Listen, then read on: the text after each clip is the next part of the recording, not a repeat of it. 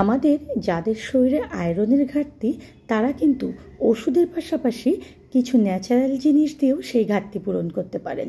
আসসালামু আলাইকুম, আমি কাউসারা নূপুর। সবসময় চেষ্টা করি সহজভাবে পারফেক্ট রেসিপি শেয়ার করার। আর আমার চ্যানেলে রান্নার পাশাপাশি আমি কিন্তু বাগান বিষয়ক অনেক ভিডিও শেয়ার করি। আজকে শেয়ার করব খুবই মজাদার এবং খুবই উপকারী একটা খাবার, আর সেটা হচ্ছে কলার মোচার বড়া। এর জন্য আমার লাগবে এরকম কলার মোচা। আর কলার মোচাটাকে বাজার থেকে নিয়ে এসে উপরের এই যে লাল অংশগুলো রয়েছে সেগুলোকে ফেলে দিয়ে তার মধ্যে যে ফুলগুলো রয়েছে সেগুলো আমাদেরকে আগে আলাদা করে নিতে হবে। ফার্স্ট আমরা ফুলগুলো সব কিছু আলাদা করে নেব, তারপরে এটা কিভাবে বাছতে হবে সেটা দেখাচ্ছি। দেখুন, এইভাবে করে একটা ফুল হাতে নিতে হবে, মধ্যে যে একটা শক্ত ডাঁটা রয়েছে সেই ডাঁটাটা ফেলে দিতে হবে, আর একটা স্বচ্ছ অংশ রয়েছে সাদা, সেটাকেও ফেলে দিতে হবে। এইভাবে করে কলার মোচাগুলো আগে আমাদের সবগুলো বেছে নিতে হবে। এই কাজটা করতে কিন্তু অনেক ভালো লাগে। যদি পরিবারের সবাই মিলে করেন তাহলে কাজটা অনেক দ্রুত হয়ে যাবে। এখন ওগুলোকে ধুয়ে নিয়েছি আমি, ফুলগুলো নিয়ে একটা প্যানের মধ্যে দিয়ে দিচ্ছি, চুলা জ্বালিয়ে দিয়েছি। আর এর মধ্যে আমি দিয়ে দিচ্ছি সামান্য পরিমাণে হলুদ গুঁড়ো আর কিছুটা লবণ।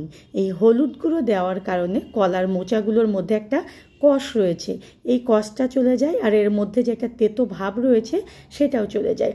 জাস্ট এপাশ ওপাশে একটু নাড়িয়ে এগুলোকে আমরা একটু নরম করে নেব। এটা কিন্তু পুরোটা সিদ্ধ করব না।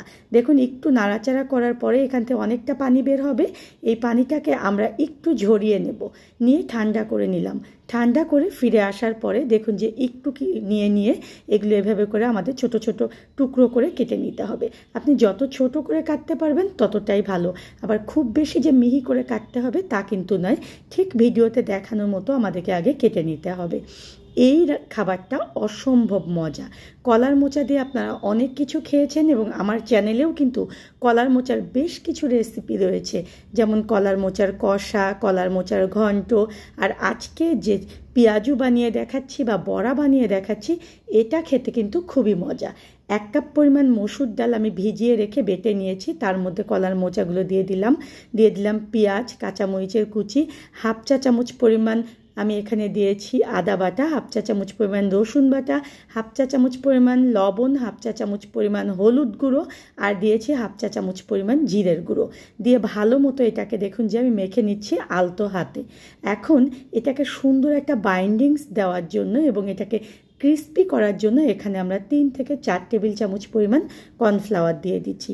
এটা একেবারে অপশনাল ব্যাপার, আপনাদের ঘরে থাকলে দেবেন, নইলে কিন্তু কর্নফ্লাওয়ার ছাড়াও এটা ভাজা যাবে, সেটা খেতেও কিন্তু ভালো লাগবে, তবে কর্নফ্লাওয়ার দিলে খুব বেশি ক্রিস্পি হয়।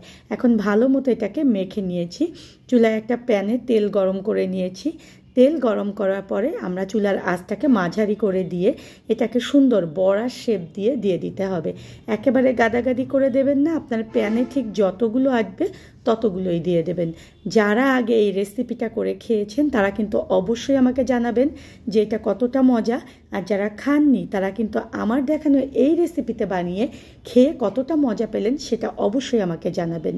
আমি পুরো প্যানে দেখুন যে বড়াগুলো দিয়েছি, আর মাঝারি আঁচে আমরা এটাকে ভাজবো। একটা পাশ যখন হয়ে যাবে তখন আরেকটা পাশ উল্টিয়ে দেব এবং ধীরে ধীরে এটাকে উল্টিয়ে পাল্টিয়ে একেবারে গোল্ডেন ব্রাউন করে ভেজে নেব। এই রেসিপিটা দেখালাম আমি, দেখুন যে কত সহজে, এবং এটা বানিয়ে আপনারা কিন্তু ফ্রোজেন করেও রাখতে পারবেন। জাস্ট হালকা একটু ভেজে আপনারা ফ্রোজেন করে ডিপ ফ্রিজে রেখে দেবেন এবং যখন দরকার তখনই এটা গরম তেলে দিয়ে ভেজে চায়ের সঙ্গে পরিবেশন করবেন। এটা ভাতের সঙ্গে খেতেও যেমন মজা, তেমনি কিন্তু চায়ের সঙ্গে খেতে অসম্ভব মজা। বিকেলে এই নাস্তাটা যখন দেবেন তখন দেখবেন যে সবাই অনেক খুশি হয়ে যাবে। আর এতটাই আয়রন পাওয়া যায় এখানে যে এটা খেলে কিন্তু অনেক উপকারিতা রয়েছে। আর যারা মোচা খেতে চান না তারা দেখবেন যে অনেক মজা করে এই মোচাটা খেয়ে নেবে। মুড়ি মাখার সঙ্গে এই মোচার বড়া বা মোচার পেঁয়াজু খেতে অসম্ভব মজা লাগে, আর সঙ্গে যদি 1 কাপ গরম গরম চা থাকে তাহলে তো কথাই নেই। ধন্যবাদ সবাইকে আমার সঙ্গে থাকার জন্য। পরবর্তী রেসিপির জন্য চ্যানেলটা সাবস্ক্রাইব করে পাশেই থাকবেন।